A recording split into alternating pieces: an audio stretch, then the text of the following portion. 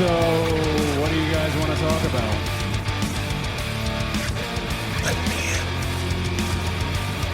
You can call this the New World Order of Wrestling, brother. Put out the caution tape. Put out the orange cones. Acknowledge me.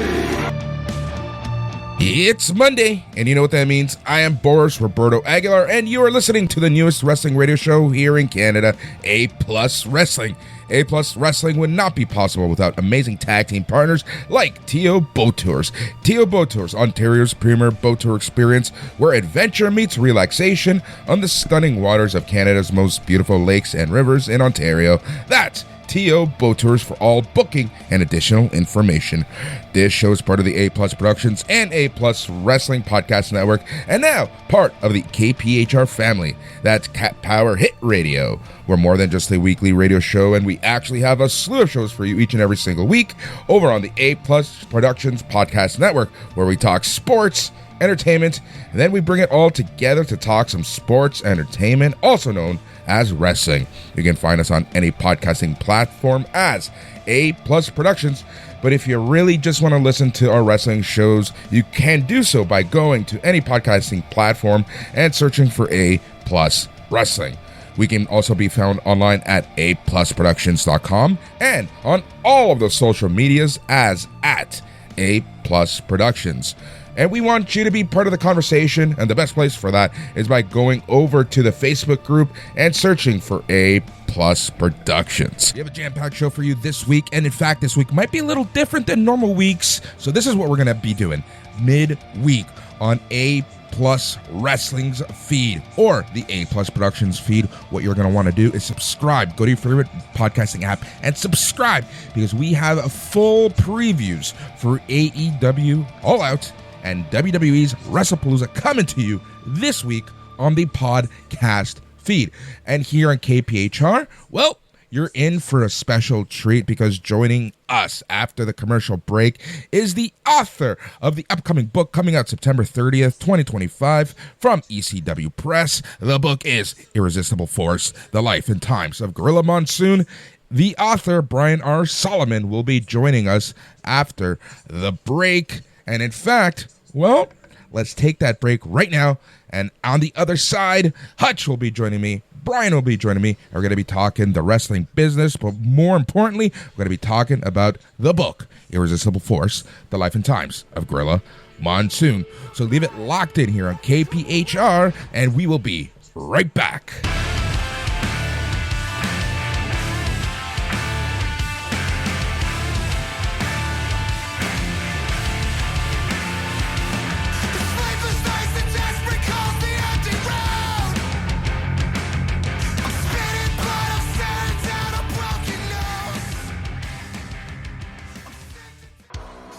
Are you ready to embrace the dark side?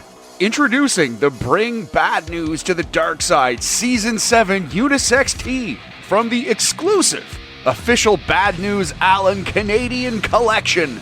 Now on sale at WrestlingSuperstars.shop. Don't be a spineless cockroach. Grab yours today before they're gone. Head to WrestlingSuperstars.shop now. This is Joseph Vendetti from Barbarian Bar Fitness, your source for Canadian-made functional fitness equipment built for the grind. Pro wrestling doesn't take an off-season. It's 52 weeks of punishing work in and out of the ring. That's why we designed versatile, battle-tested gear to help you train harder, recover smarter, and stay ready for the spotlight. Our mission? To empower wrestlers, coaches, and athletes with equipment that elevates your performance and amplifies your impact. Visit BarbarianBarFitness.com and unleash your potential.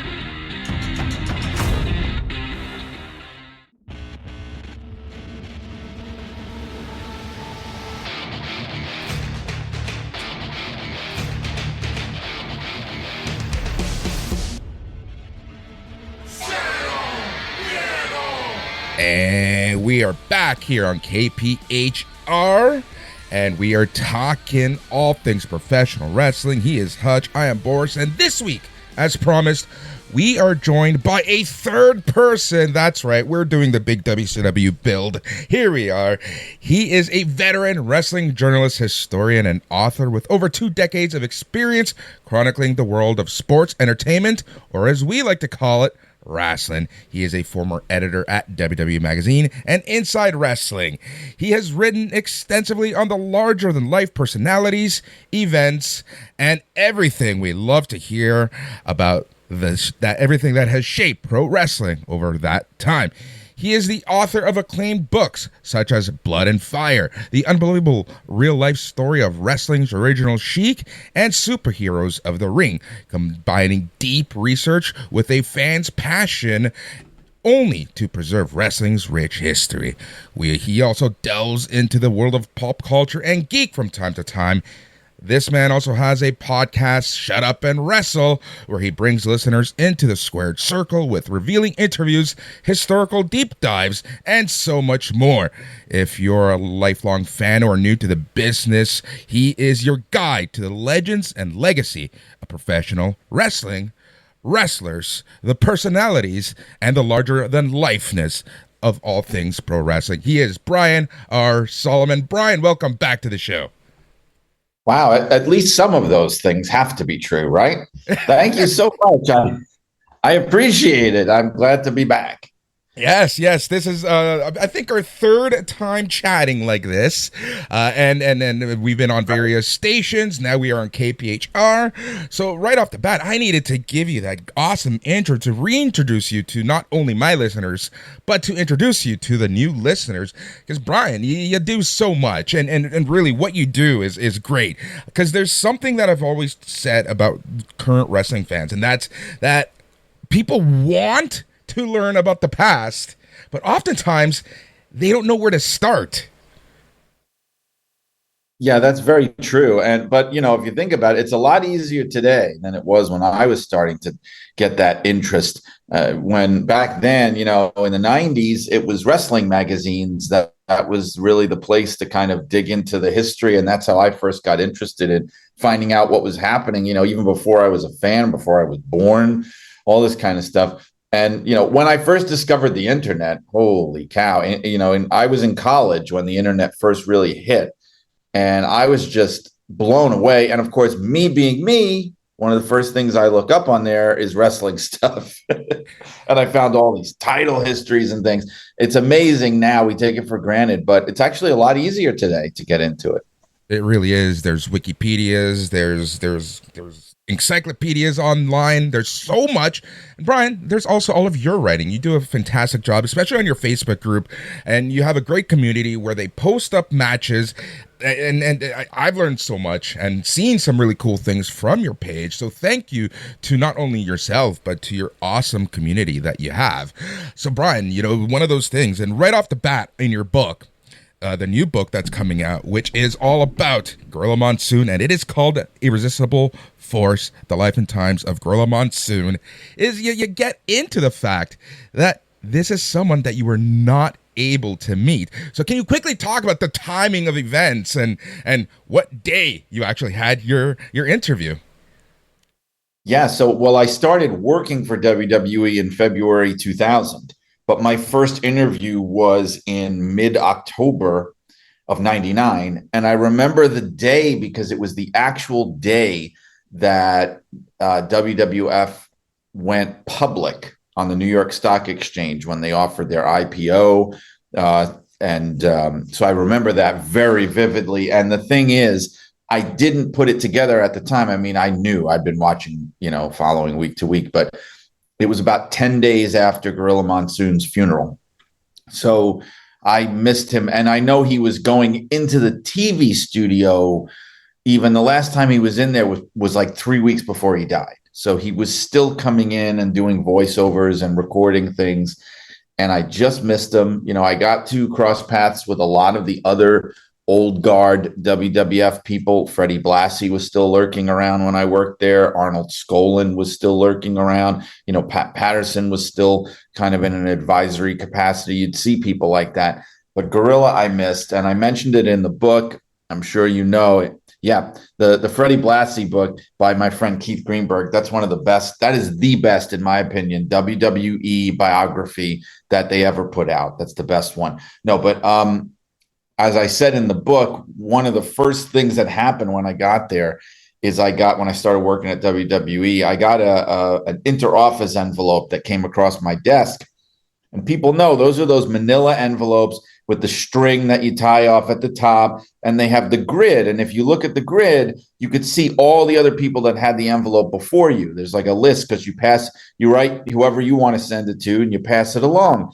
And I looked at it, and at the very top of the list on the grid, it just said gorilla, just one word, gorilla. And it was one of those crazy moments you just feel like, oh my God, all this is real. This is all, I'm here, and this really happened, and he was here and everything. And that's the closest I ever got to meeting Gorilla Monsoon. Was a birthday card for Vince McMahon in that interoffice mail? I feel like we could have done a whole episode of Seinfeld with that. Yeah, I forget what I got the envelope for. It was sent to me. I don't know, something I had to do. I don't know, but yeah, I remember. Actually, I think I remember one year I was there that a card did go around for Vince McMahon's birthday, and everybody signed. It was like a giant card. I think it was for him. Yeah. Yeah, I know exactly what you're talking about. We had the same in every corporate job, right? And it was something I always did too, was turn it around and look at who signed.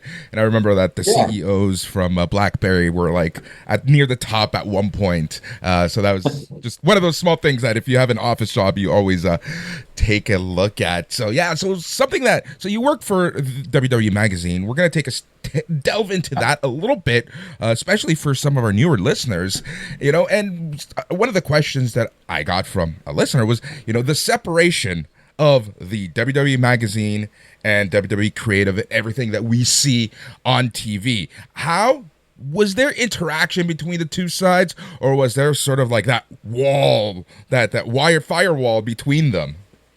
No, there was interaction. And actually, I can speak about the time I was there. I was there from 2000 to 2007. Now, when the company was smaller, like when the magazine first started in the 80s, there was much more openness. And so like Linda McMahon was actually hands-on as the day-to-day person overseeing the magazine. So there was much more of that, and there was much more crossover.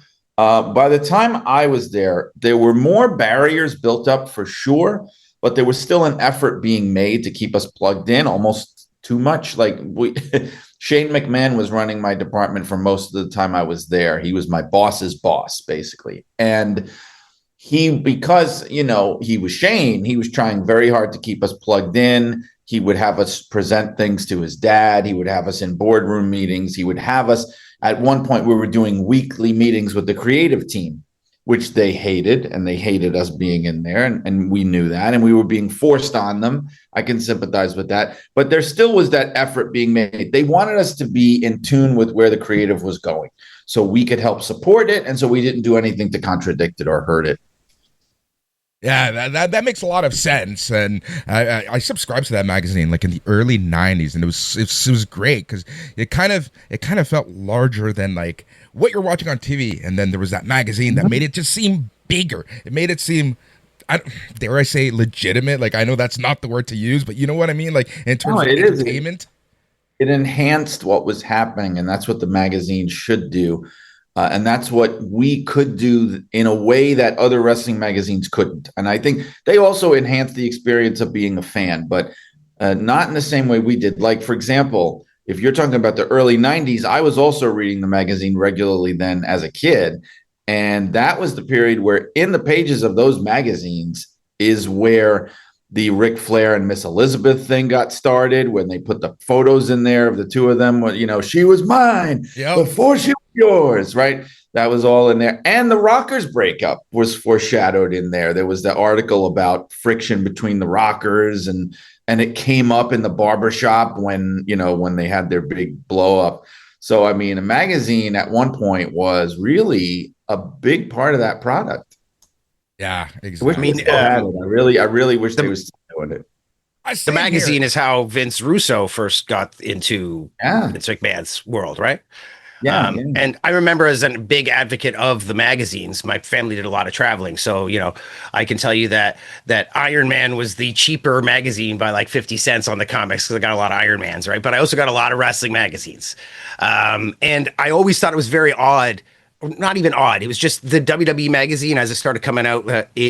It had a different flavor because, like you said, it was a direct plug into the company. Whereas all the other magazines, Inside Wrestling, The Wrestler, all the after stuff, like they were all, what they were. They were like basically fans. They were across the board, every promotion, all the information they could get. You might even get the odd snippet from Japan and things like that. But WWE, it was like plugged in, and it was very different how the articles were written. It was all like from the source. I mean, those older magazines, most of those articles were fake. Even guys, those interviews weren't real. Well, the outside wrestling magazines, they were trying to do the same thing, but they were just making up their angles and storylines. They would just, and I love that for a different reason. They would make up the most insane kind of dramatic storylines, but it was just made up because they didn't have any inside track. When I was there, you talk about like how the working of the articles and things, and that's true, especially for WWE/F magazine. But when I was there, we were making more of an effort to include the talent. Like more often, the interviews were actually done with them, even if they were in character. And we would still be creative and make up scenarios and things like that. But my editor-in-chief at the time was a guy named Barry Werner, who had been the sports editor for the Daily News. And if you know anything, like the Daily News sports section, especially back then, was one of the most respected sports sections in the country. So he had that sports background, and even though he was a big wrestling fan, but he wanted to bring some of that. Like, he wasn't totally comfortable just making stuff up out of thin air. I mean, the guy was like an actual sports journalist. So he was trying to bring a little more reality to it, which I thought was interesting. And something like especially, myself being ESL and just like being so young at the time, reading all the various magazines, WWE magazine and then the other ones, there was something about the writing in the WWE magazine where you can tell that it was just different from other ones, where you can tell that it was just written for a specific audience as opposed to a more general audience like the other magazines and even newsletters and things like that. Was there ever like the a style guide or something like that you had to follow as you worked for the WWF magazine? We never had a style guide, even though when I first came in, I was a copy editor. I was an assistant copy editor.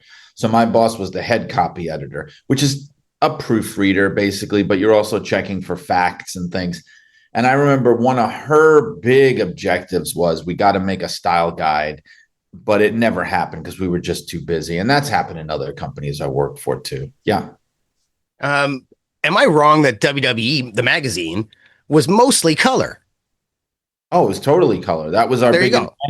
It was that was a huge flavor difference, and even the quality of the pages themselves being like almost like laminated. You might remember the old Owl magazines or the Kid magazines in some fashion. Like it reminded me more like that. It was very professional, but it had a completely different flavor. It was a magazine, but it was like, I don't know, the fact that the other magazines were black and white and actual ink on paper, it just gave it the WWE magazine.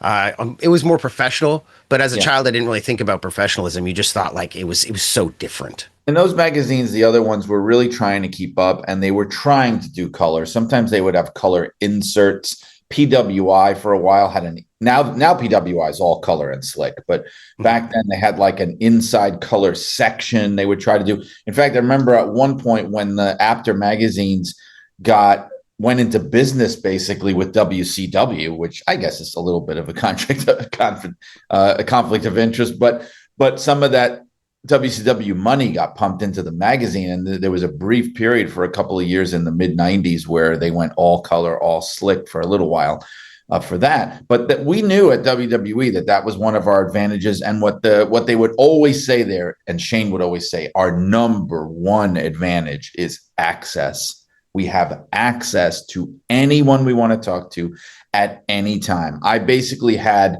a Word document. I still have it, by the way. No one's getting it from me, but It's like a digital Rolodex.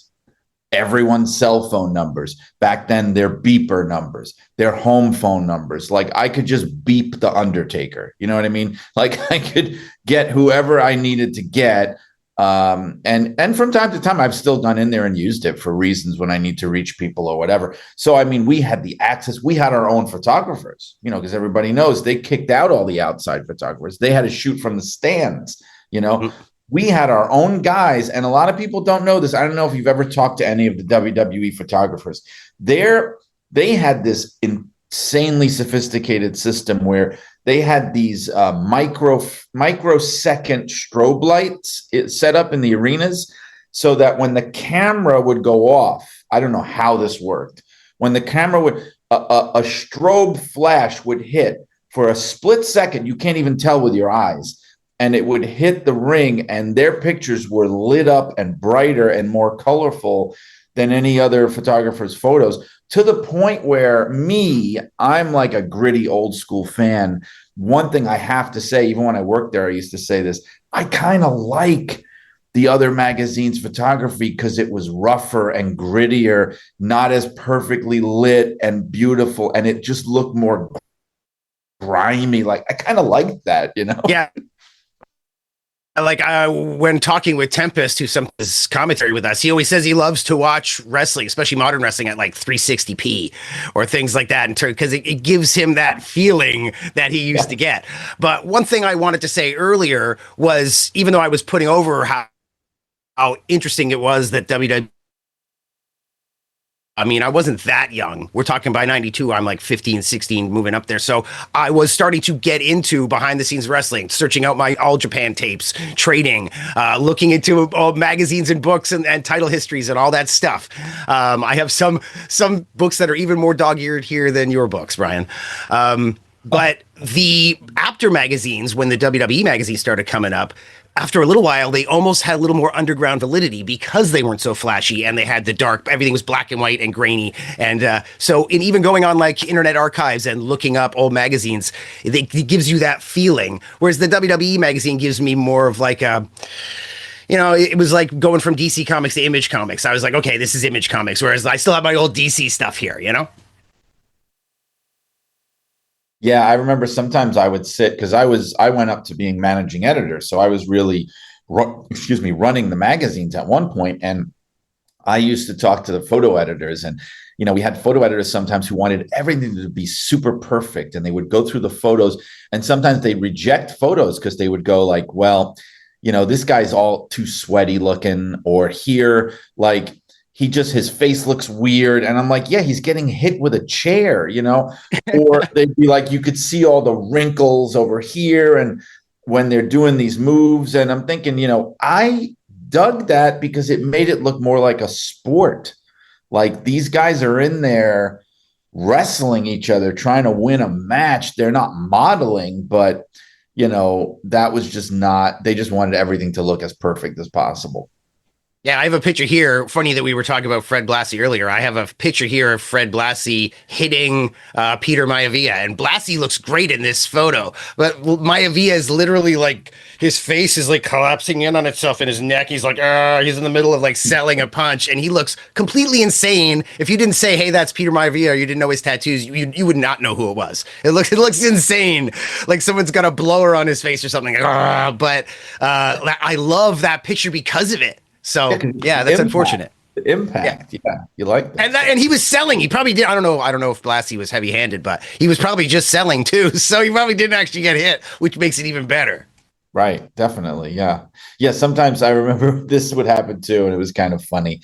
Shane would always, push for the best photos, and sometimes we would show him these great action shots, and he would say like, "This is great. This is really great, but I want something better. Like I want to see the impact. I want to see the sweat flying. I want to see the contact." And we would have to go like, well, Shane, they're not really like hitting each other. Like, what do you want to do? They're not, it's not like boxing where you get that like Carmen Basilio shot where his face is like yeah. See, that's why everybody's like, oh, chopping is so stupid in wrestling. Why do they chop? And I'm like, it's the only time you can get a still shot of a guy like actually getting hit and his chest rippling and his face like selling like, oh, that sucked. So that's nowadays, why. Yeah, especially nowadays. In the old days, sometimes they would have a match where the guys would be potatoing each other on purpose just because that was their style or they wanted it to look really good on that particular night. That would actually happen, but not anymore. So the last time that you were on the show was February of 2024. It was when The Rock came back and the final boss started his run. A lot has changed since then, Brian. What's your take on the way that, from the Cody's run to John Cena's retirement? Let's start with Cody's initial run and Cody finishing the story. How do you feel that business went in that sense? I thought Cody was a very strong champion in the first reign. And, it's one of those things. It's like the build up to him winning the title was so incredibly dramatic and well done that some people afterwards were like, okay, he's the champion. Now what? And I'm just like, not everything is going to be that crazy bloodline Roman Reigns thing. Like business was going well with him as champ, very popular. The fans loved him. I thought they had some good opponents lined up for him. They did good things with him. To be honest with you, this losing to Cena, I thought at the time that seemed like the right move, but seeing how badly that heel turn went, and I thought it was going to be great. In hindsight, I almost think like they should have never even taken him off of him at all. They should have just kept it going. But in a way, it kind of kept him fresh, and now he's got it again. And so, it's kind of interesting to see where they go with it from here. I'm one of these guys.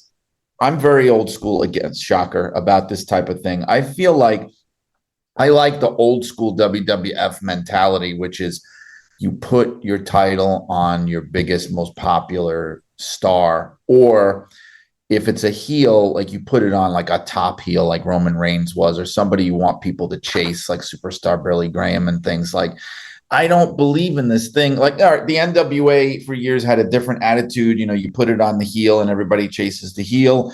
I don't like one thing that you hear a lot to the point where people repeat it because it seems like it's true when people say, this guy doesn't need the belt. This guy does need the belt to get over. And like, I feel like if you're just putting the belt on people that are struggling to get over and need it to help them get over, that devalues the belt in my eyes. That makes it look like the best guy doesn't have it. I like the idea of you look at the world champion and you go, he's the best. This guy's the best. He doesn't just happen to be the world champion right now. He is the best. And that's why he's got that belt. And I feel like with Cody, they've had that now. They had it with Roman in a different way because he was their top guy. Even though he was a heel, he was definitely the top guy in the company. I don't like that idea. Like, well, we put the belt on people that are just ready to come to the next level. No. You need to be at that level before you get the privilege of holding that belt. So, I mean, I've been a big supporter of Cody through the whole thing. I think he's great. Absolutely, same here. You talked about John Cena's, and you call it that, and there's a lot of discussion around that heel turn. But the more I think about things and see kind of the matches he's having now, the reactions he's getting now, I almost feel like that heel turn, in a way, kind of helped the reactions that he's getting right now in a weird way. Yeah, it made people appreciate him more. Maybe you could say that, because it's funny with Cena. He's a really interesting case. I think he's great. He always gives his best. And when he's at his best, his matches are always top notch. He knows what he's doing. He's also a very decent guy. He's a good guy to have in that spot, and he does business the right way. But there's something about him that people just get bored with. And it's always been a problem. Like, even when he first came back, when the tour started, when he was still a face in the beginning, it was very, very exciting. Everybody was going nuts.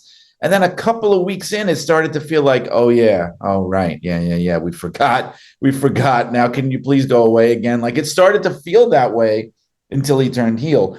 And now, and the weird thing about the heel turn was, I think one of the reasons it flopped, fans are so weird. It's like they wanted to enjoy the last Cena run. They wanted to be able to cheer for him and now they're very nostalgic. These are people that grew up with him. They wanted to have that prerogative of the warm and fuzzy feeling, which I don't even think they fully realized until it was taken away. And so they resented, I really think they resented WWE for turning it into that situation. And so they cheered for him even more and supported him even more to make their feelings known. I just think, after all, in the end, people want this to be a feel-good thing. They don't want to have to boo John Cena. That's exactly it. And I've always said this, and a lot of people have said this, and I'm pretty sure that you and I talked about this at one point, and it's that, at some point in someone's career, these more legendary guys, these more popular guys, at some point in their careers, they just will never be booed. They can't be booed. They will always be cheered no matter what. And I think, and I also think there was more stuff that went wrong there. I think they didn't know how to follow up. They didn't know how to follow up with it. It was almost like, it reminded me of the NWO in a way. But the NWO went much better, obviously. But the downfall of the NWO was, after a while, they just didn't know what to do with it. They didn't have an end game. They just kept adding people. They never lost. Like, there didn't seem to be any hope. And with Cena, it was like they just said, "Oh, this is amazing. Oh my God, John Cena turned heel. Now what?" And The Rock left him high and dry. Travis Scott is nowhere to be found, which is probably a good thing. And Cena's just out there showing his ass. I don't know if I could say that, but so then the heel turn just becomes him week after week, weirdly psychoanalyzing himself in the ring and basically cutting the same promo, but he's not actually doing anything. You said week after week, but week after week, it was very weak. This whole thing was weak. It was fabulous when it happened. It could have happened at Mania. There's so many ways they could have done it. If The Rock wasn't involved, he could have done the actual turn at Mania, and it didn't have to be quite so heavy-handed.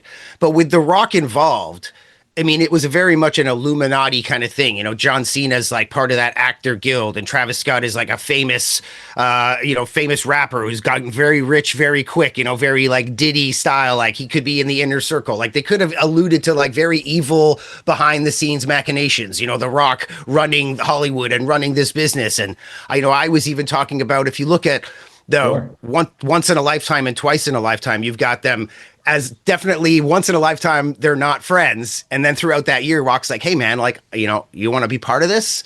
You want to be part of the inner circle?" And then twice in a lifetime happens and he's in Hollywood after that. Yeah. People wanted more explanations. What happened? Why did you do this? And you're right. I mean, I was expecting more of that, of Cena basically going, "You know what? The Rock was right. I knocked him way back when. I said he was a sellout and he went Hollywood and he didn't have a passion for the business, and I criticized him, but I was young, I was naive, I was wrong. Now I understand. Now I'm where he is, and now I get it, and The Rock was right." There's so much they could have done with the two of them. And The Rock just, I think books will be written about this in the future, just all this weird behind the scenes politicking. I think The Rock is a weirdo. I think The Rock's become a complete weirdo. Yeah, and he's lost a lot of goodwill, and I also think there's definitely behind the scenes factions going on here. The Rock has his faction, Triple H has his faction. I don't buy for a minute that they're playing patty cake together. I know they never liked each other. I can tell you that for a fact, especially back in the day. There's definitely weird stuff going on. I think The Rock, part of that was spite. I really, truly do. I think he did that on purpose. I think he left them dry on that on purpose because they didn't want to do it the way he wanted to do it. And he just stepped away and said, "Okay, now you deal with it. See you later." I think so. Egos are something amazing, but who knows what it could have been altogether. But for me, yeah, he did. But for me, the real problem was, if you really want to get creative about it, in wrestling, I've always said to people, wrestling is disappointment. If you get 5% of all the stuff you've ever wanted to do in wrestling, you're doing pretty good, because nothing works out. Nobody wants to work with you. So you're used to changing your ideas. But the idea of Cena coming out and being like, "You want to know why I turned? Because you fans are such pricks." I was just like, what? give me a break. Like this, when they had to. That was just such an awful reason when they had to come up with a reason out of nowhere. That was a really crap reason. But I think turning on the fans could have been part of it. The problem was it was the whole thing. Because I think part of it, I have no problem with part of it being like, you know what? You booed me year after year after year. You told me I sucked. I did everything I was supposed to do. I shook hands. I kissed babies. I visited people. I smiled. I never had an unkind word to say while you crapped on me for years. You know what? I'm done. The hell with all of you. Like die, Rocky, die. Right. Huh? No, I mean, right. But I'm talking about same thing, right? And that's another thing where he could have said, The Rock taught me this. The Rock showed me that the fans are fickle and don't put your faith in them. And the only reason they wound up liking The Rock is because he turned into an asshole. Well, you know what? I'm an asshole now. Like, it could have all been part of it, but the fact that it just became him every week just saying, oh, all you fans, well, I hate you. Listen to you. Listen to, like, it was awful. It's the same thing every week. And they could have even kept The Rock involved. Like, I did a video once where I was saying, like, Dr. Dre always says, like, I'm a mountain. Like, I don't have to be moved in this business. I'm sorry. So The Rock, you want to know why The Rock didn't show up to WrestleMania? Because he doesn't have to. Yeah, this is Mickey Mouse shit. I got some stuff to do. You guys, Cena, you go take care of that. You're my figurehead now, my consigliere, right? I've let everybody know you're my minion. Go minion. Travis Scott is there too. Right. You know, that would have at least been something, right? Yes, and even Travis Scott leaving really sucks because the connection first time we ever saw him was with Jey Uso, and Jey Uso was just begging to turn heel before this yeet thing gets really stinky and old. Like, he needs to go hard, and Travis Scott could have been he could have been part of the Illuminati. The Rock wants me to be part of the inner circle. I'm going to be famous like my brother. He could have been there, you know, like wanting to suck on the teat of fame, and now Jimmy's there being like, dude, what are you doing? You know, like all of it's there, and now all of it's gone because these like Hollywood types, man, they're not wrestling fans. They don't care in the end run. I think they got Travis Scott way too involved, and that was part of the problem. Like, it's okay to have him as part of it on the periphery, but like having him there, I hate to say, like, at the moment John Cena turns heel and he's doing all these weird, distracting things that are drawing attention to himself. Like, that was a major bungle, even in the execution of the angle. Like, even as it was happening, I'm going like, what is this freaking guy doing? Like, why is he there? Everything, you're just looking at him. And then what he did to Cody, which is like, I don't know if he got the wrong message or if he just doesn't know how to do that, but that's a bad look. Like, he should have never been in a position to like practically break Cody's face. I mean, it's just too much of an involvement. Like, he could have been outside the ring. He could have been in Rock's entourage. Like, he comes out on the ramp and that's kind of all he does. But it was just too much, I thought. And it hurt. Supposedly, The Rock told him to make it count. If you're going to do it, make it count. I know, but I don't know if he knew what The Rock meant by that. Make it count doesn't mean break the guy's face. It means make it look really good. At least that's how I would take it. I don't know. That's exactly it. But we will see. What happens moving forward with The Rock. Brian, do you think The Rock is going to eventually be back in some shape or form? Well, now they're talking about Saudi Arabia throwing him like an insane amount of money, which means he will be back. I mean, people will follow that money. But like I said, I think he lost a lot of goodwill. I mean, look, it wasn't that long ago. You guys remember, like, The Rock was so beloved and everybody said, this guy is the real deal. Like, he's the most genuine celebrity. He's a warm, like, real guy. I think he really has damaged that badly now. Mm-hmm. And so I'm worried that he's going to get like go away heat and he might be forced on people. Certainly there's a way to salvage it because Rock and Roman or Rock and Cody, there is a lot you could do with either of those matches. There's a lot of baggage in a good way. There's a lot of background. If the fans don't crap on it, it could work, but we'll see. He will be back, though, for sure. Well, you say he's lost a lot of goodwill and he's damaged himself. Well, he's going to damage himself because he's also lost a lot of weight. I mean, the form and fashion he's going to return in, I don't know if he can wrestle. You know, like, give me a break. Even when he was bigger, it became very clear that he just couldn't do the things that he used to do. He's he's 53 years old now. And the match with Cody, like that tag team match, it was very clear. You could almost see that he himself was like a little bit surprised at how limited he was. Like, I don't think he realized, like in that match, I don't think this was part of the script of it, when he just on the spur of the moment turned it into a no DQ, no count out match. Like he just turned to the referee. Remember that? And said, don't count. Yeah. I think that's because he knew, like, I can't do this. We got to get outside in the crowd where I could just throw garbage cans and stuff. And I don't have to, like, take bumps and do things. Like, I really think that was a in the moment decision, because he suddenly realized, like, wow, this is very hard for me now. Yeah, I never even thought of that. Let's talk about WWE as a business. The last time that we spoke, TKO was just freshly created, and they were freshly a brand under the TKO umbrella. And now we're seeing more and more of that TKO influence, from rising ticket costs to Saudi Arabia hosting Royal Rumble and WrestleMania over the next few years. How do you see this WWE just being part of a larger brand? It's like I always say, it's not your granddaddy's WWE anymore. Yeah, and who would have thought? It's like they actually have now turned Vince McMahon babyface with right. The latest thing that Mark Shapiro said. It was just really like, that's the kind of thing where you go, that's the kind of thing that you think or you say in a boardroom. You don't say in a public facing speech where he goes like, well, Vince McMahon's problem was he was marketing towards families. Oh, wow. What a mistake. That's a big problem. Right. Oh, because the thing about Vince is, I will say this, as a businessman, is a very important distinction here. And I know this for a fact because I worked for the man.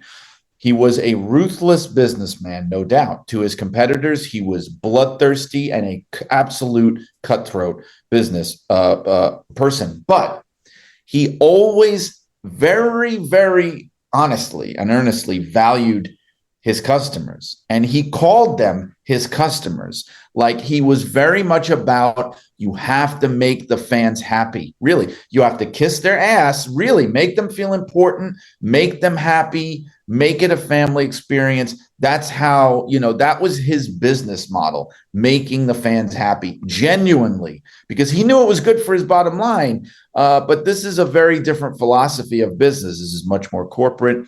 This is much more of the contemporary way that a lot of these companies do business, which is like, we've seen it happen across sports, where all the sports used to be like that. They catered to families. They catered to the fan experience. It was about the dad and his son going to the ball game. And these big corporations have moved away from that. And now that WWE is owned by a corporation, they're in that same basket. This is the result of not being a mom and pop organization anymore. Even when they went public, I think that's when the corporatization started. But you have to remember, still 80% of it was owned by Vince McMahon. So the public thing was kind of a farce. It was just a way for Vince to make money off of stocks, options, and things, but it was still his company, and he ran it his way. And those days are over now, for sure. Yeah, these comments came at a Goldman Sachs conference. So, while 100% true, it was that Simpsons thing where, he said the quiet thing out loud, right? I do understand that the way that they speak in these types of conferences, and there's all these buzzwords in the tech industry, and they talk about annual recurring revenue, and that's basically how much money we can get from one customer, one company, one logo, as they call it. And there was a term used that just irked me, and it was, for me, it was the ultimate reminder that this is now just a corporate entity, and that's ticket yield.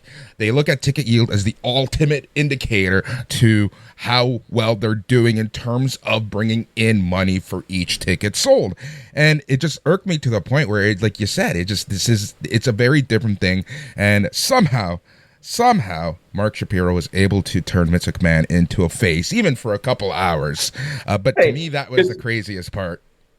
Yeah, because you think like, Vince actually cared about us, and these guys don't. Like, that was the gut reaction you have, when you see that.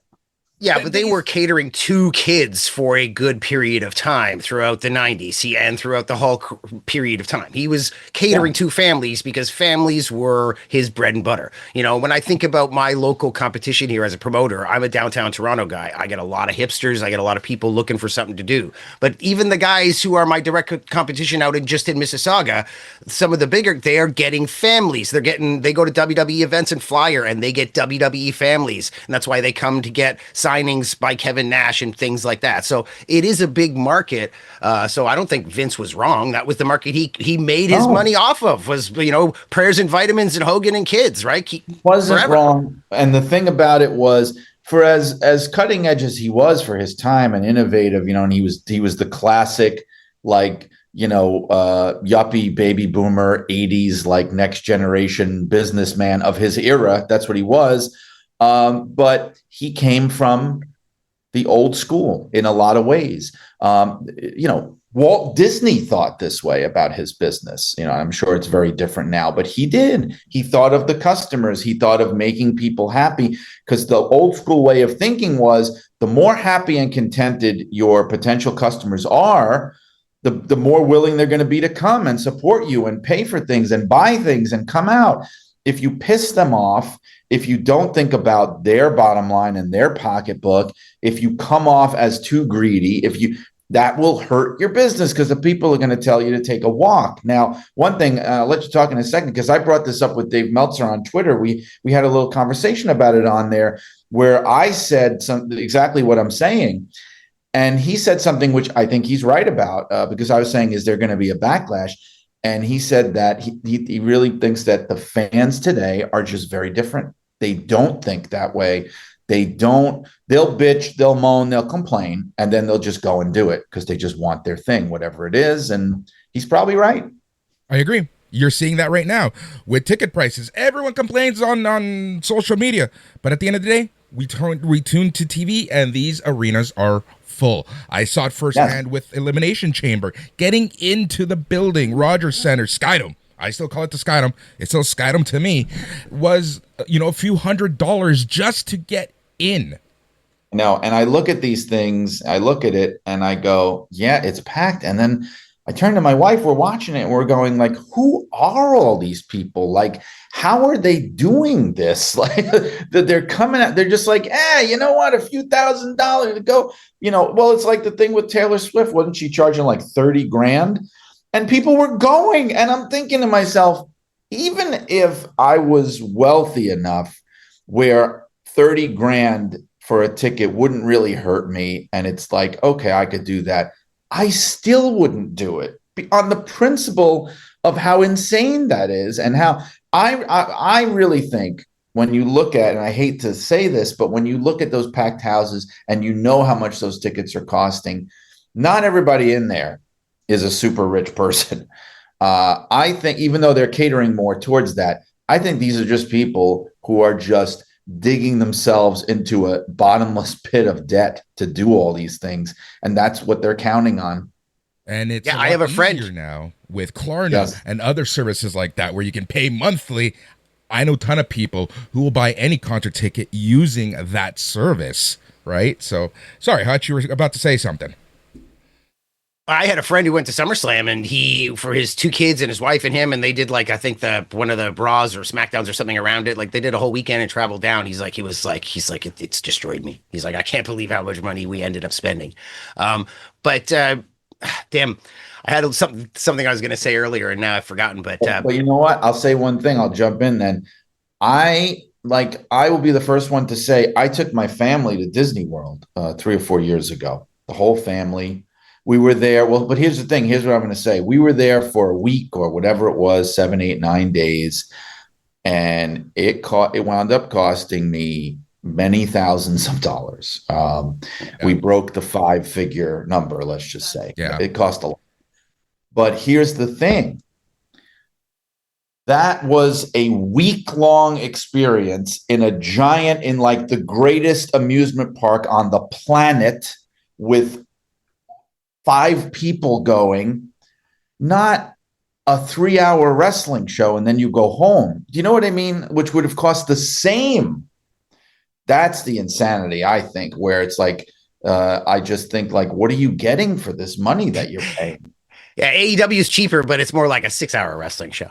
But we were talking about goodwill with families, and I just think that they're not following the doctrine of, like, you know, the Russian spies or like the torture artists. It's not like the slow drip Chinese torture. Like this has happened too fast. The ring covered in advertisements, the greed, the ticket prices. Now WrestleMania being announced for Saudi Arabia. I don't even think they wanted to do that yet. Like the Saudis accidentally put it out, erased it, and then WWE had to like make an announcement. And so now they've released that, I think, a little too early. It's like Roman Reigns winning the Rumble in 2015 instead of 2016. They're like, oh, it was just a year too early. We needed another 8 months of trickle before we were like, guess what, Saudi? Like we had to wait till after Rumble before we announced WrestleMania in Saudi. But now they've got Rumble and Mania and Saudi and greed and money.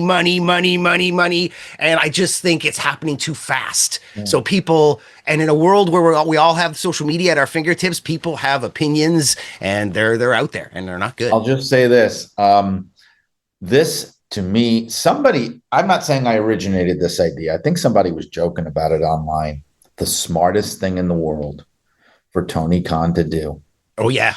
Is run a gigantic stadium show the weekend of WrestleMania. Now, I know domestically, the gut reaction may be, you know, well, everybody's going to be home watching WrestleMania, whether they're there or not. So I think you'd have enough people either among your fan base and also just pissed off that they can't go to WrestleMania who would come out to a major wrestling event. And you got to stack that card. You got to get your Moxleys front and center, your Jerichos, your MJFs, your biggest names, a lot of whom are ex-WWE people. That's fine. Get them front and center. Stack the best card you can do. They'll clean up. And do it in New Orleans. And they'll make WWE look bad by doing it. Oh, do it in New Orleans. That's great. I was going to say major international hub airport somewhere close, like Houston, Miami, New York, where people can come international, don't have to continue into middle America. But that's a great idea. In my opinion, do it replace WrestleMania. Give all the local indies that come to WrestleMania weekend and do their shows, give them some place to go. And what you were saying, Brian, was the first round table that I want to do with people. I would love for you to be involved. I want to do these question round tables. And the first question would be like, should Tony Khan stop running from WWE? Stop moving your times. Stop, right. like you're a billionaire. Like if anybody can take this chance, like stand up, stand your ground and see what you can do against them and stop running. And then in this situation, in Saudi, the show's going to be on at like 2 in the afternoon or at noon or something, right? So Tony Khan still has all day to have indie shows and have his big show in the evening. And I think you are absolutely right. They could, bring in Conrad, do your StarCast, do everything. Replace WrestleMania in North America that year and show them what you can freaking do, man. And I think they should start now. Stop running. Stop changing times. In a major city, right? This would be a great way to fight back in a way where they could feasibly do very well. Like the reason he's running, I think, is in a lot of these scenarios, he knows they're going to get crushed. Like they're just going to get crushed and it'll look bad. This is actually an opportunity where they could actually do very well here. Do it in a major place. I don't know, maybe do it in New York. Could you imagine like Citi Field or something, or like go. I mean, that would be crazy. Do it in like a traditional WWE popular place, like, I don't know, Los Angeles or something where they do great business, in Chicago. I don't know, 2 years is a long time for fans to change their mindset. I'm already hearing grumblings about the WWE starting to feel too corporate. Like this is a company that has already been corporate for a while, but it's starting to feel very cookie cutter. Even my friend the other day, I loved watching the AAA show just recently out of Vegas, like no advertisements on the ring, just normal ring ropes and whatnot. I was like, wow, I love watching this show. But it in and of itself. The thing with the corporate stuff, I think when we look back, with more perspective, we're going to take note that the moment we're in right now is definitely, I feel like the latest boom that they had has already peaked. Like we're in that point, if this was the Attitude Era, like we're at like 2001, going to 2002. like we're kind of there. If it was the Hulkamania era, we're like around 1990 going into 91. Like that's kind of where we're at. And I think we'll realize that more as time goes by. Like I think the peak, we're not where they were at in like, say, 2021, 22, 23. Like it's not that anymore. Yeah. Well, Vikingo worked a very WWE style match. That's what I was going to say. I was like, wow, this was very obvious right away. And especially against Dominic, who's basically been trained by WWE and his father, basically, but since day one, as far as on TV. And this whole product felt different and it was very WWE-ized. So, yeah, the New Japans and the AEWs, like 2 years from now, that style, we might all be looking for something different, not just for an alternative to WWE's, storylines and how bad it was in like 2010 to 2016, but like now an alternative to just like the wrestling being boring. Yeah, which is what benefited AEW when they first started, is that WWE had been kind of crappy for years and they stepped in there with something very exciting. But then the problem became WWE got really good. Yeah. They got really hot and good again, and AEW was getting worse. It was happening at the same time. Like WWE was getting better, AEW was getting worse, and they were starting to lose people. Like I just was waiting for that turning point when AEW started and everybody was jumping there. I started thinking there's going to come a point where WWE gets aggressive and you're going to start seeing people jump to the other side, including AEW homegrown people that had never been there before. And that's exactly what we saw. And Cody was the first blow. That was the beginning of the switcheroo. Yeah. Wait, have we seen that? Is there an AEW only time? I guess Jade Cargill. Jade Cargill, all right, your fine. favorite. But my favorite. I got to admit, man, the card. Okay, let's not get into it. But let's talk about a real, actual trained wrestler who knows how to wrestle. I'm sorry, Jade Cargill is just a disaster on so many fronts. Right. So like, let's not consider that. She's more like an experiment than a wrestler. Unfortunate. It's unfortunate because I had high hopes for her, but I think one thing that keeps people where they're at is the money. Like MJF. I believe very badly would love to come to WWE. And I think when that whole bidding war thing happened, I think that's really where his heart would have been to go. But I think Tony Khan just gave him a number. That was the number that he needed. And he stayed. And I think that's been happening with a lot of guys. There is no other explanation that you could give me of why Dustin Rhodes is still there. There is no other reason for him to be there. Zero. Agreed. Same thing with JR. Absolutely no reason for him still to be there now, why he wouldn't have gone back at this point, even to just be some kind of an ambassador. It's money. It's the insane amount of money that they get. And that's what probably has prevented it from happening more. I think if it wasn't for money things, I think you'd already see people like Hangman Page, even Kenny Omega. You'd see a lot of these people over there. Yeah, but somebody has to be out there competing, and the fact that Tony Khan has so many resources, because these wrestlers, they will not get paid a lot. WWE will lowball absolutely everybody. There's the pay-per-view models completely different. Wrestlers, it's tough for a guy like me who can't book Orange Cassidy's and people like that because they're all like, all the indie guys are getting snapped up by Tony Khan. But everybody's making a living now, and people have some, they have something to work with. They got something for Belichick to do. There's other people talking about who came over. They just may not be on the main brand because you've got Ethan Page in NXT. Yeah, I was going to say Page and Starks. You've got Ricky Saints/Starks in NXT. And even though, Raime. Right. And they go back. I mean, some of these guys worked other places before AEW, but AEW is what put them on the national stage. Like a Ricky Starks, he was great in the NWA. I loved him. But AEW is what put him in a position that WWE would want him. Prime example, Josh Alexander. For sure, Josh Alexander wants more from his career and knows WWE will give it to him, but Josh has struggled for a long time with a lot of issues, and he just wanted some damn money. Every step of his career, he's watched Ethan do better than him, and Julian has taken those steps just before him, and I know that with his family, and he's like, he just wanted some goddamn paydays. So he's like, yeah, sign a 3-year, 5-year, whatever, give me some goddamn money, and then I'll go over to wherever. And so you're absolutely right, because he would be in WWE if it wasn't for the fact that that man wanted a nice house and a nice bank account and wanted to not have to worry about if he like broke his scapula or his neck. He's like, I'm fine, and my kids are fine. Yeah, you know? just remember with Josh Alexander, he lost a few years with not being able to travel into the States, right? Like that's a huge blow financially and just planning for your future and whatnot. Yeah, D'Amore did him a real big favor when he signed him to TNA and gave him the visa. But same thing with Mike Bailey, you know, sometimes guys screw up on their own account. Bailey did well in the UK and whatnot, but he probably could have been a lot bigger, a lot faster if he was allowed to travel. We can talk about the current product for hours and hours and hours. Brian, I hope you do come back for a round table and we can do a lot more about the current wrestling product. But let's talk about Irresistible Force, the life and times of Gorilla Monsoon. The last time that we spoke, February of 2024, you were in the process of writing this book. You were still gathering a lot of things, pictures, speaking with his wife and everything. And here we are, just weeks away from the release.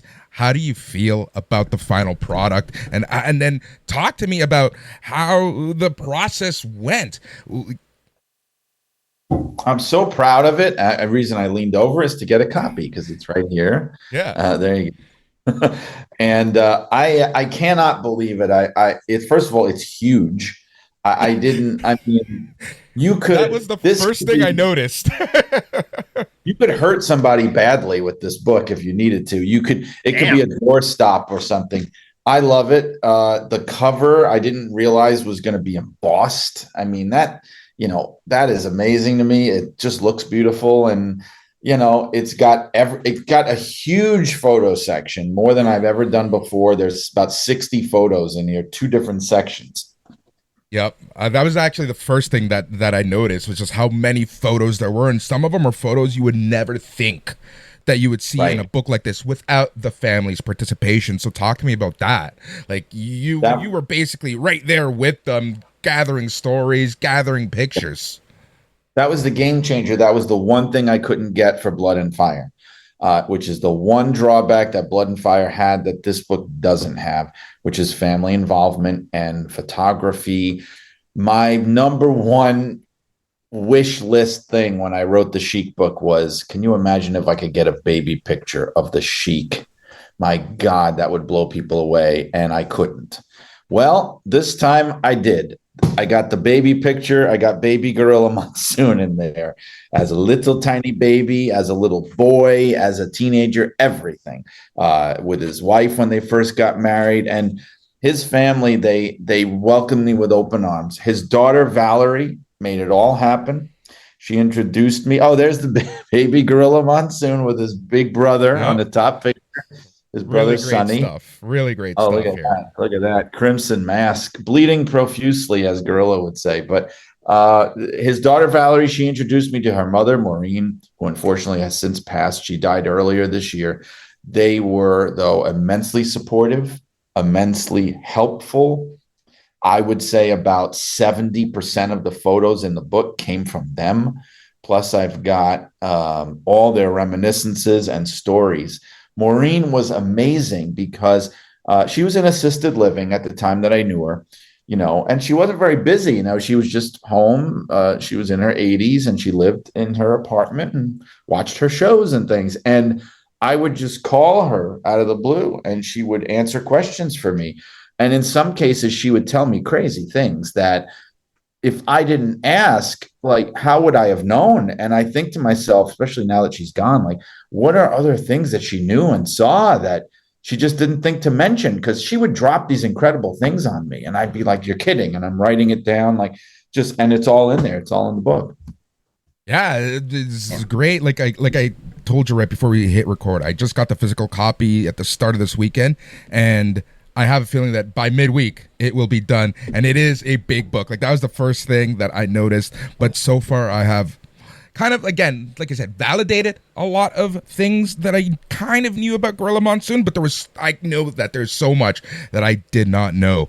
And I kind of went ahead and you talk about, the loss of his son and how that really, really changed Gorilla Monsoon moving forward and kind of like the later years of his WWE run on TV. Yeah, that happened July 4th, 1994.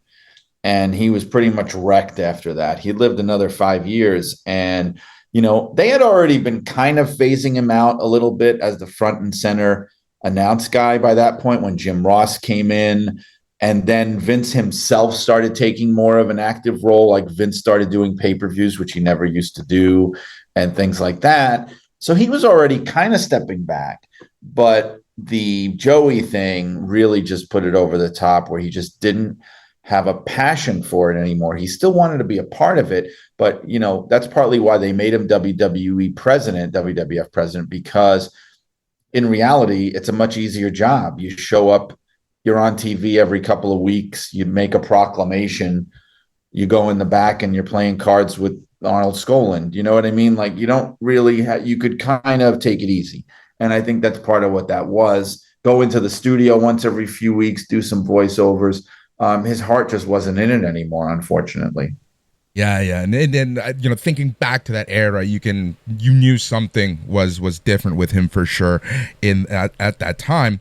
But you said, they were always trying to find him a role, because essentially when Gorilla Monsoon sold Capital Wrestling, he was essentially given a job for life.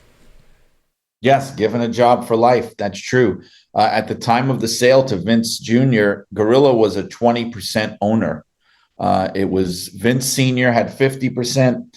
Gorilla Monsoon had 20%. Phil Zacco, who was one of their top promoters, had 20%, and Arnold Skaaland had 10%. And the one who had the most to lose from the deal was Gorilla. Arnold Skaaland had a small percentage, and he was very loyal, and he would have done whatever they wanted him to do. He was kind of an agent and a manager. Phil Zacco was old, and he was looking to get out. He didn't care. He took his money and he went home. The thing with Gorilla, at the time of that sale, he was 37. He was 45 years old. Okay, when the sale happened, he was still very vital, very much a part of the company, and he was now standing to lose a big piece of it on a deal that he didn't even know if it was going to work or not. And on top of that, which I get into a lot of detail in the book, which has not widely been talked about, he had been the original person that was going to take over. He was Vince Sr.'s guy. In a time when Vince Jr. was an untested commodity and they just looked at him as the screw-up promoter's son, which I hate to say, that's how he was seen in the 70s, Gorilla was the guy. And so he had the most to lose. And that's why they gave him the best possible deal to make him happy. And he still didn't make as much money as he would have made. Look at it this way. Do the math. If Vince Jr. had said, you know what? All right, this is what we're going to do. Because Vince said, I want all of it. If Vince had said, as was the original plan, I'm going to buy my father out, I'm going to have 50% like he did. I'm going to keep the partners on board. They'll be silent partners. You have your piece, you have your piece, you have your piece. Could you imagine where they'd be at today? I mean, Gorilla's family would be billionaires, literally. Yeah, literally. Literally Absolutely. Billionaire. So Gino knew that, all right, if this doesn't work, I'm sunk. If it does work, I stand to lose a lot of money. I'm going to make good money, but I could be making, 1,000 times more than that. So he was actually pretty pissed off in the beginning. They had to make him happy. Yeah. Is there a story that you learned about Gorilla Monsoon that you didn't put in the book, or that didn't make the final cut of the book that you want to talk about? You could tell by the size of it that I'm not good at leaving stuff out. And I definitely had that attitude. Like, I would hear random things and go, oh man, that is great, but where's it going to go? Like, somebody told me, this guy, Tom Carlucci, who's all over the book, but he was like Gorilla's driver for a while, hung out with him a lot. And he would tell me how his favorite thing to listen to in the rental car was Richard Pryor tapes. He loved Richard Pryor. And I'm like, nobody would imagine that in a million years. That's awesome. And I'm going, where am I going to put that? But I figured out a way, and it's in there. So that's what I mean. Like, all right, I know there's one thing, and it's kind of dumb, but it was a funny incident that I just couldn't find a place for. I talk a lot about Gorilla Monsoon and Bobby Heenan and their close friendship and all the funny things they did together. A lot of people may remember they were on Nickelodeon. They were on Double Dare. And they did a whole thing where they were on a game show and they were on opposing sides. And They wound up getting slimed, like everybody does on Nickelodeon. Bobby Heenan's taking bumps in the slime. He's rolling around on the floor of the studio. It's hilarious, but just didn't fit anywhere, so things like that. Certain little details that Valerie told me about her dad. Like she said, his favorite movie was One Flew Over the Cuckoo's Nest. Couldn't really find a place for that. He loved the movie Grease, and he would flip out at the end when Olivia Newton-John comes out and she's all like sexy. He would just be like all into it, and you couldn't even like talk to him when that part happened. So, like little things like that, I couldn't quite fit in. Actually, I will tell you, you know what? I just thought of something. And this is a good one. This didn't go in. And the reason it didn't go in is not because I couldn't find a place for it. It's because it was too late. When Hulk Hogan died, which was July, that was what the book was printing, I talked to Valerie about it. And I said, what was, we never really talked a lot about what was your dad's relationship with Hulk? Like what, we know that he put him over all the time on commentary and worked really hard to keep him over. What was it really like? And she was telling me about how, they weren't like great friends or anything. And Hogan and him were like, it was kind of whatever. But part of that was because of the drug culture of the 80s. Gorilla was very much an anti-drug guy, like to the extreme. Like one story Maureen told me, which is in the book, was they went out to the movies once. And there was a guy in the back of the theater, and this was way before any of this stuff was legal, obviously. There was a guy in the back of the theater smoking weed, and Gorilla almost got into a fight with the guy. He was so pissed off, and he didn't even want to be there. And I think Maureen said they wound up going home. Now, that's how extreme he was. So what the story about Hogan was, she said to me that one time Hulk Hogan had a party at his house in Florida in the 80s.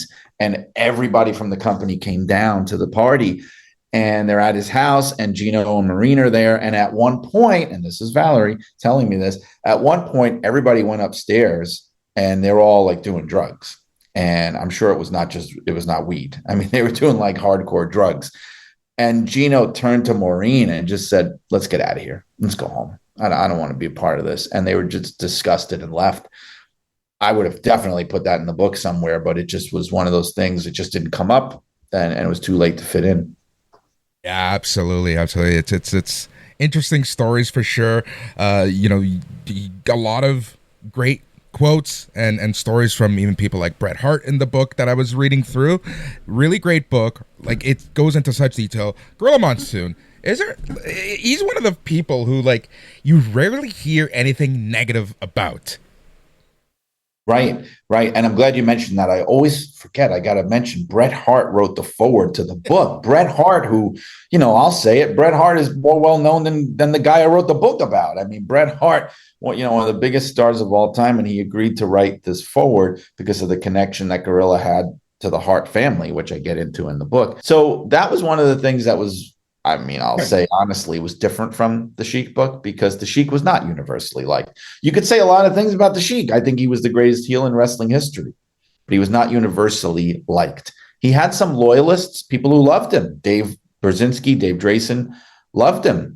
And other people too. Kevin Sullivan had enormous fondness and respect for him.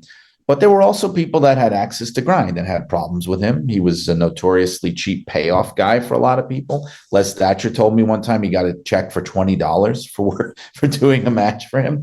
And so, but with this book, you're right. I mean, it was just overflowing praise and admiration and kind words, to the point where I have a section that starts the book.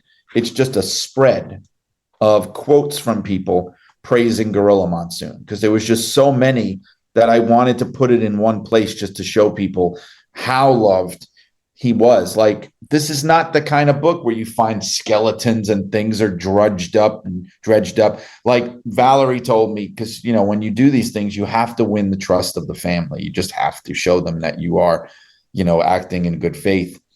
And so in the beginning, when she didn't know, she said to me, look, if you're looking for skeletons and dirt, you're not going to find anything. She goes, I'll tell you right now, okay? He smoked. He liked to gamble a lot. He ate way too much. And he was married once briefly before Maureen. She goes, that is it. That's all you're ever going to find. There's nothing else. That's the worst. And she was 100% right, because if there was, I would have found it. Because I was digging things up with the Sheik book that I did not know going in, to the point where I'm going, okay, this is why the family doesn't want to talk to me. I think they're worried about all these things. With Gorilla, there's none of that. There's just none.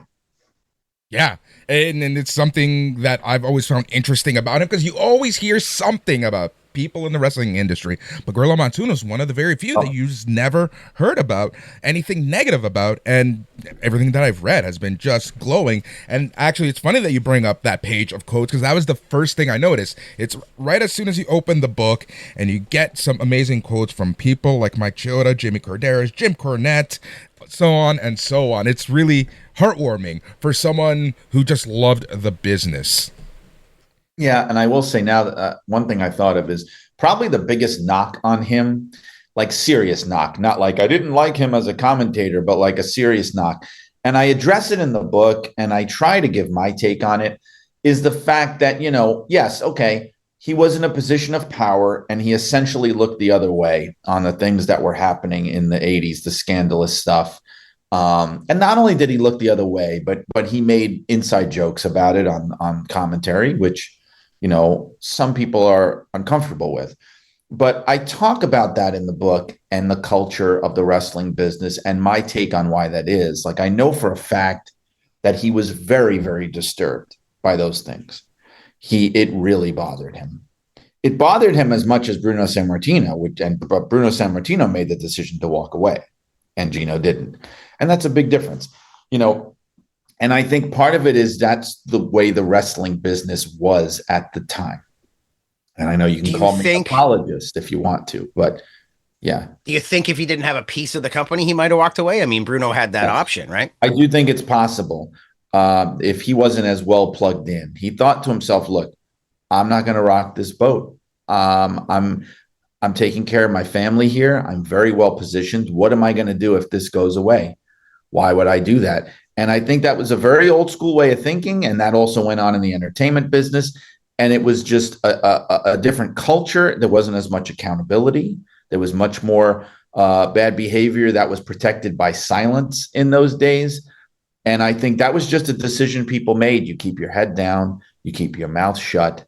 That's just what it is. And that's one of the things, I wrote this book almost like a mob book. The style of writing that I put out and the way I was thinking about it was like the world of the mob, except obviously these are not like murderers and thieves, but the world of the mob. But that's one of the similarities. It's like the code of silence. You don't break ranks. This is the business you're in, and that's it. In fact, there's even a scene in the book where Stu Hart, after Owen Hart died, a lot of people forget Gorilla was alive for that. Okay. He was in rough shape, but he was around. Stu Hart called Gorilla up, and they were commiserating. They were lifelong friends. They both lost their sons to wrestling. And he crossed the line, though, because Stu Hart asked Gorilla to help him to be in the family lawsuit, basically to turn on WWE and help him with the lawsuit. Like, you have all this inside information. And Gorilla said, that's one thing I can't do. I work here. This is my company. This is what I'm loyal to. And he said to Stu something to the effect of, this is the business that we chose. This is the world that we chose to be in. And he chose not to help for that reason. Now, the other part of the stuff in the 80s was, that he would come on the air and make jokes about it. And even that I address in the sense that Pat Patterson, Bertrand Hébert, Pat Patterson's biographer, had some information from Pat talking about those jokes and things and how he took it in stride and didn't take it as a very serious thing. And I think in a lot of ways, because I knew guys from that generation. My grandfather was from that generation. These guys were all ball busters. These guys they loved to break each other's chops and say outrageous things to piss each other off. And some of the reason was gallows humor. They were making jokes and laughing so that they didn't really have to think about how horrible it was, because otherwise they'd cry about it instead of laughing about it. And I know, again, these things may sound like cop-outs to people, but I think it was a way of coping. They're making these dark, dark jokes about things that they don't think anybody knows about that they're talking to, because these were not public things. I think it was like a coping mechanism, because I know for a fact that he was privately disgusted by these things that were happening. And I think it's just a way of dealing with it. And it was very much a part of the generation that he was a part of. I agree. I can for sure see that being the case. Brian, I don't want to monopolize your entire afternoon, so real quick, couple questions from the listeners. Well, too late for that, Boris. I'm kidding. Go on. And then we'll call it a day. All right, Jake Eleanor, actually, he cross posts a lot with your board as well, and this is what he had a couple questions. I understand that the Wrestling Observer Hall of Fame are putting Gorilla back on the ballot. How confident are you that he can gain some interest in votes for him this year or in the next couple of years? Yes, so the ballots came out this weekend. I got mine, and he's on the ballot. Now, for people that don't know the background of this, the Wrestling Observer Hall of Fame started in 1996, and Dave Meltzer put in a ton of people the first year that was his own personal selections. And then every year going forward, they had a vote, and the vote goes out to a combination of writers, historians, insiders, people who work in the business, wrestlers past and present. And Gorilla Monsoon never got enough votes to go in. I think you have to get like 2/3. You have to be on 2/3 of the ballots, basically, to get in your category. And Gorilla never quite got enough. Part of that was, I think, the Observer itself didn't always have the highest opinion of Gorilla, and that's fine. And Dave Meltzer himself did not. And I think that kind of may have colored the viewpoint, but he never got in, and years and years went by. And finally, they have a rule that if you're on the ballot for if you're on the ballot for 10 years and you don't go in, unless you get at least 50% of the votes on your ballot, you drop off the ballot totally. And in 2014, he dropped off the ballot. And I just thought that was insane, because to me, he's like a shoo-in. He should be like a shoo-in. And now he's back. Dave Meltzer put him back on like he assured me he was going to. And he's back, and he's in the non-wrestler category, which I understand, because that's what he's most known for. It's great. I think on wrestling alone, he would deserve to go in. But as far as his career goes, probably his greatest contributions and what he's best known for is in the non-wrestling category. I think with the passage of time and the amount of nostalgia now and reappraisals and assessments and people growing up with him that are now adults and older adults, and maybe even with my book, I will say, I'm going to go out there on a limb. I'm serious. And I think he's going to go in a landslide. I think it's going to be an overwhelming vote. He's going to be one of the easiest ones to get in this year. If I'm wrong, I'll put my foot in my mouth happily, but I think that's what's going to happen. You heard it here on A Plus Wrestling. You heard it here on A Plus Wrestling. Also, second part of this question, also knowing that Gorilla stayed employed with the World Wrestling Federation until his passing in 1999 at the height of the Attitude Era, did we ever know what he thought about the product transitioning over to the adult-oriented trash TV style product? Was he outraged or understandable? I talk about it in the book, and I don't mind talking about it here because there's tons in the book. He was not happy about it. He was not. He wasn't going to publicly criticize or say that, because again, this is his company. He's not going to, but privately, he was not thrilled. He felt more and more that it was moving away from what he recognized as professional wrestling, the whole product. But I think what bothered him the most was the profanity, actually. It's funny, and again, it's a generational thing. These guys were not choir boys, all right? This vocabulary was colorful. But privately, yes, there was a difference between you don't say this on television. You don't say this in front of kids and women and all this stuff. And so he had a big problem with that. He was uncomfortable with it. A lot of the craziness. I mean, people were telling me that sometimes they'd see him backstage, like Kevin Kelly told me, and Cornette, he'd be rolling his eyes, the oddities would show up, or the Howard Stern people would be there, and he'd be like, oh crap, what is this? That kind of thing. But he went along with it, partly because it was his company, and partly you have to remember, this is that era where he really just didn't care as much. If it was 1987, that might have been different. That was a time when he was known to say, don't do that. That's bullshit. Don't do that. But I think by this point, he was just like, who cares? Do whatever you want. And you have to recognize it's making money. He's not dumb. But he was not comfortable with the Attitude Era. I don't think he liked it. Yeah, Vince still priced tickets for families, but didn't have a product for families. Yeah. Well, when I worked there, they actually stopped making merchandise for children during the Attitude Era. For people that took note of that, they really did, because they knew that would be something, even though they were still, I don't care what you say, they were still aiming the product partly at kids. You know, all those middle school kids with the DX shirts and everything.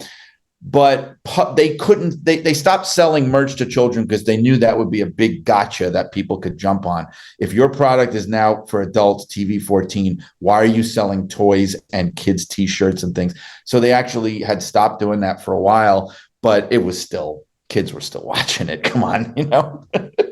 I was 12 years old, 14 years old when that was going on. So yeah, that didn't stop me from watching it and telling people to suck it in the schoolyard and whatnot, and getting in trouble, suspended, detention, and all the above. Yeah, many trips to the principal's office blamed on WWF for sure.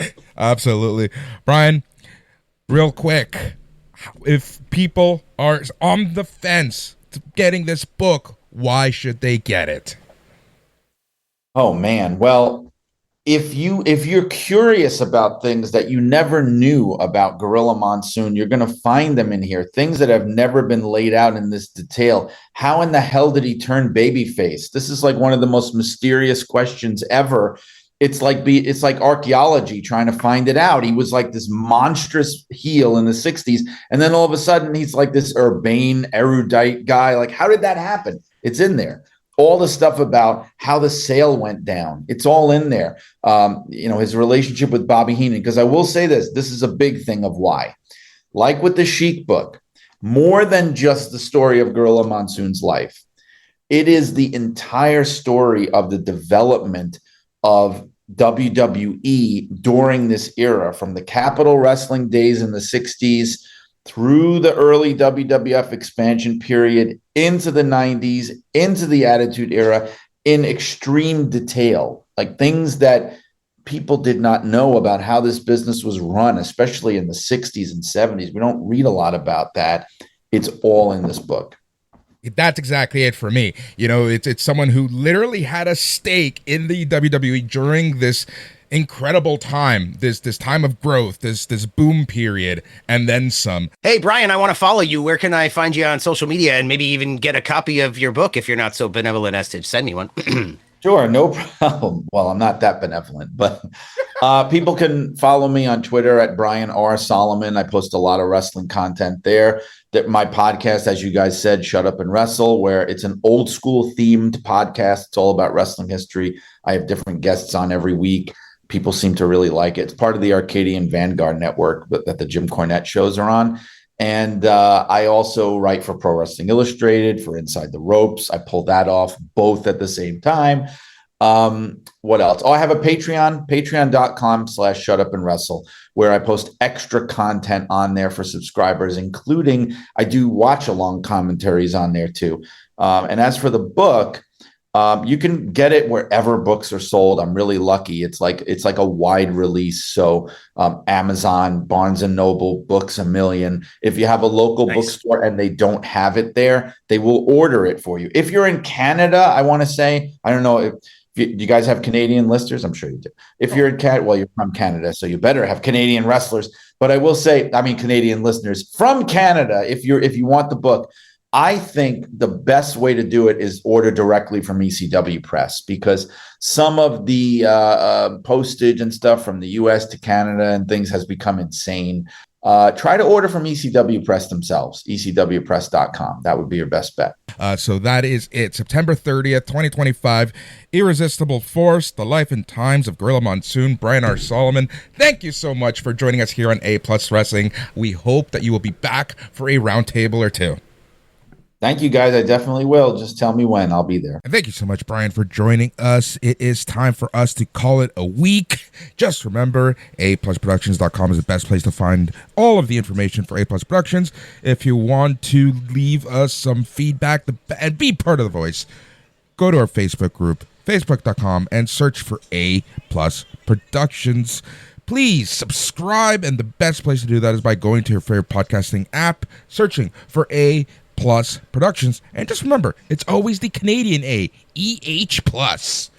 But if you want to just listen to the wrestling shows, then all you need to do is search for A Plus Wrestling. Subscribe, leave a review. Thank you so much. It has been quite the week, and in fact, I know we didn't get to the business at hand. We have so many previews for you. WrestlePalooza, AEW All Out. Be sure to subscribe to the feeds, A Plus Productions or A Plus Wrestling, this week, because we will have a mid-week show previewing AEW All Out and WrestlePalooza. And as always, we will be back here on KPHR next Monday, chatting the results of AEW All Out and WrestlePalooza and so much more. On behalf of the entire A Plus Productions crew, thank you so much for listening, but most importantly, stay tranquilo.